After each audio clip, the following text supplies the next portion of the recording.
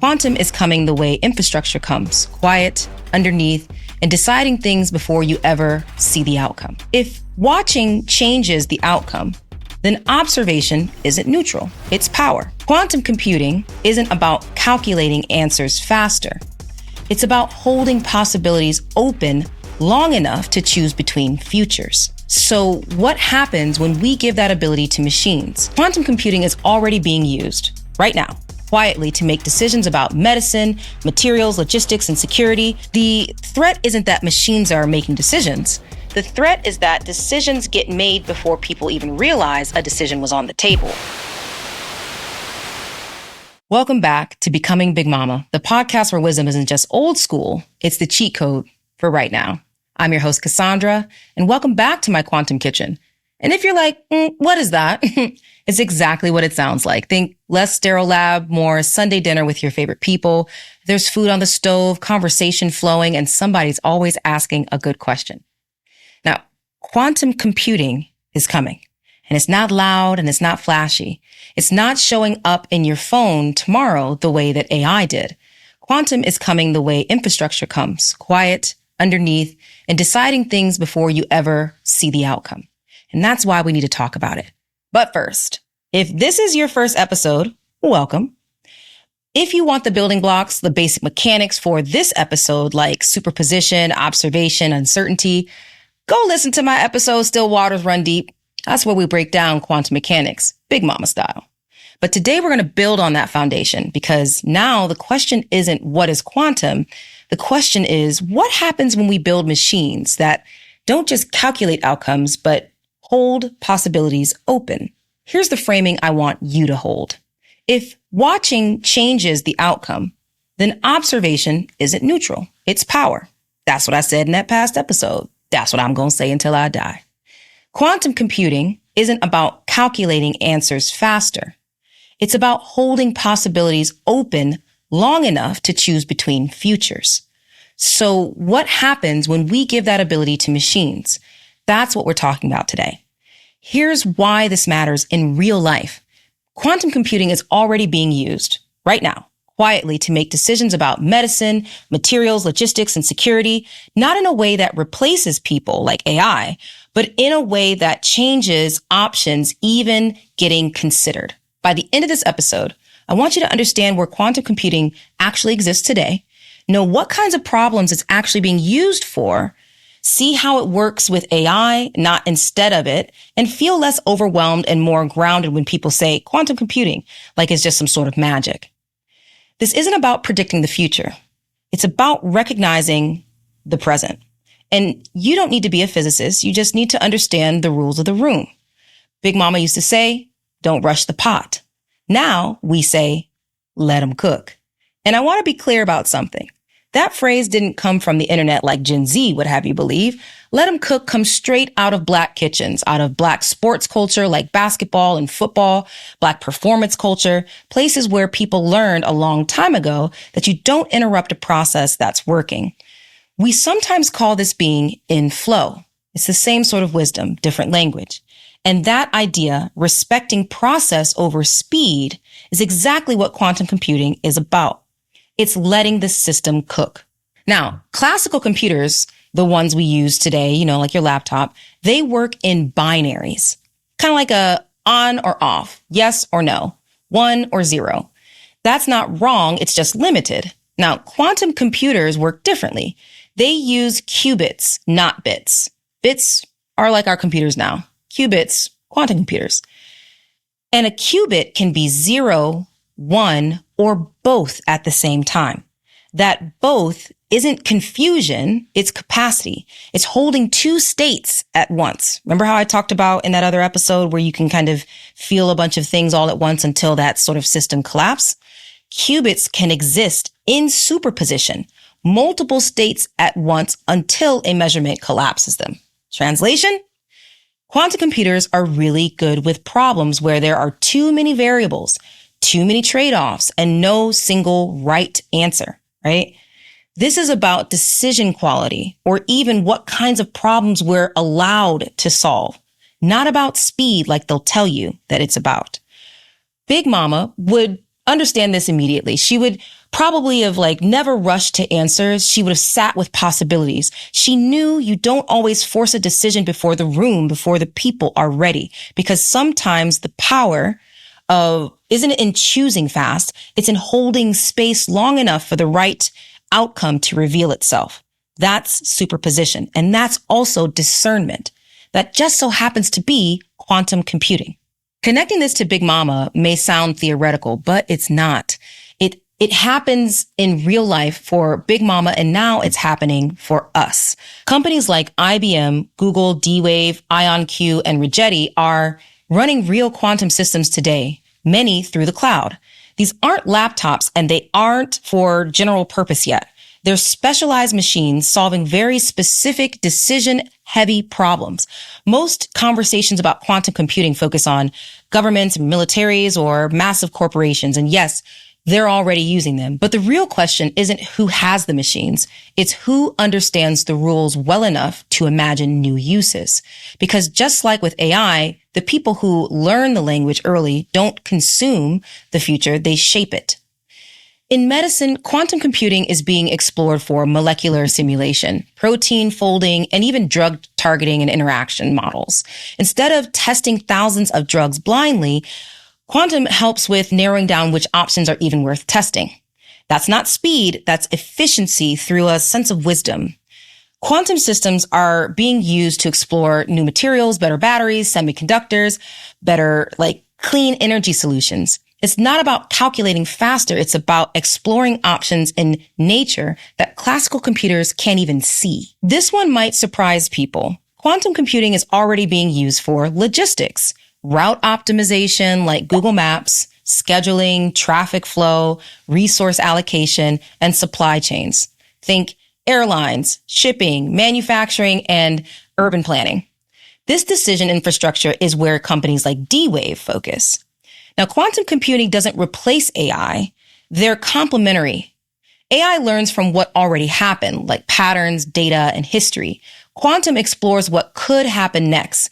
If AI is like a frontline soldier interacting with, the public, quantum is the general, shaping strategy upstream. Let me slow this down for a second, because I want you to understand what quantum computing is and where it's at right now. Because this is the part Big Mama would lean in for, right? The thing that gives me pause isn't AI by itself, and it's not quantum computing by itself. It's what happens when they start working together quietly. Quantum systems help decide which options are even worth considering. AI becomes the thing that delivers the decision to the public through feeds and rankings and approvals and denials and algorithms. The danger is when the choice disappears before anyone ever knew there was a choice. We often say that more people of diverse backgrounds need to be at the table when these types of things happen, that companies and politicians need to make room at that table. But quantum computing can decide that there is no table, so there's nowhere to bring people to. What's more is that it can decide that there's no longer a room that table is in. And when that happens, not if, because if you don't believe me, look at history. When that happens, reality starts to feel inevitable instead of chosen. So again, the threat isn't that machines are making decisions. The threat is that decisions get made before people even realize a decision was on the table, or that there was a room that had a table that decision was being made. This already happens in politics, in markets, in institutions. Quantum computing just pushes that power further upstream to a place most people will never see. If this still feels abstract, let me ground it again a little bit further. Raise your hand if you've ever seen The Avengers, right? So think about the Avengers Endgame. Thanos didn't argue with people. He did not debate. He didn't ask for permission. He collected the power quietly and then removed an option from reality. Half of life wasn't defeated. It was taken off the table. That's the part people are missing. The scariest thing about Thanos wasn't the snap. It was the decision that was already made before anyone could stop it. Now imagine systems powerful enough to explore millions of possible futures and quietly choose one before the rest of us even know a choice existed. AI becomes the messenger. and quantum becomes the strategist. And if nobody's watching the watchers, reality starts getting shaped without consent. Now, my big mama used to say to me, if you don't know how a decision got made, it probably wasn't made with you in mind. And she ain't lying. I want to name something carefully here and with intention, because there are people in this world who know what it feels like when consent isn't guaranteed, when choices get narrowed before you ever arrive, when a future closes in on you and you're told this was always going to happen. Historically, that's been women, Black folks, Indigenous people, colonized people. Anybody who had to learn how to survive inside someone else's power. That kind of life trains a very specific skill. You learn to live in more than one reality at the same time. And when systems start doing this at scale, some people recognize it faster than others because they've lived it before. Think redlining in America, neighborhoods labeled unworthy before Black families ever applied to have a house there. Think Japanese colonial rule in Korea, land, language, and labor reshaped without Korean consent. Think the partition in India, borders drawn in distant rooms collapsing millions of lives overnight. Oh, you go here, you go here. Think colonial borders across Africa, before nations ever even existed. Just, you go here. And think today, health insurance algorithms deciding who gets care, who gets denied, and how much life is considered worth paying for. Or something that we've all experienced, whether we know it or not, dynamic pricing, where two people pay different prices for the same thing because an algorithm decided that each one, decided what you could tolerate. Different places, different histories, same pattern. Now, let me be very clear. I'm not comparing technology to personal trauma. I'm naming a structure where decisions move upstream and consent disappears, and people live inside outcomes they didn't help shape. W.E.B. Du Bois had language for this over 100 years ago. He called it double consciousness, which is living behind the veil, right? A veil, think of like a wedding veil, right? Seeing yourself through your own eyes and through the eyes of power at the same time, right? Seeing yourself as yourself, but understanding how others are kind of viewing you, right? Other thinkers name this too. Hannah Arendt on systems and responsibilities, Michael Foucault on invisible power, different language, same concern. So let me put something on record because I've been thinking, y'all. Quantum computing is not going to matter most because it's faster. It's going to matter most because it's changing how decisions are made when the system is too complex for certainty. And you know who likes certainty? Like massive amounts of data, right? Your data.